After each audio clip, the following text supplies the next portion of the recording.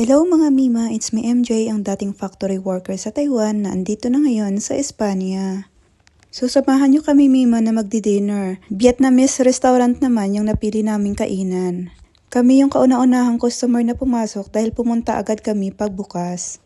Every weekends pala kami nakikita ng kapatid ko lately. At sinisigurado talaga namin na matitreat namin yung sarili namin sa masasarap na pagkain bukod sa pagsa-shopping. Hello po pala yung pangalan ng restaurant.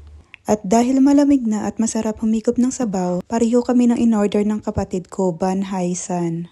Umorder na lang din kami ng goikon for our appetizer. At yung in-order ko naman na drinks ay Tradaw at sa kapatid ko naman ay Chanda. For me, highly recommended ang restaurant na to, sobrang sarap ng pagkain nila. At pag uwi namin ng apartment, kumain na naman kami ng grapes. Napaka-generous talaga ng kapatid ko, pinamili niya naman ako ng mga alam niya na kailangan ko. So hanggang dito na lang mga Mima. See ya on my next one. Bye!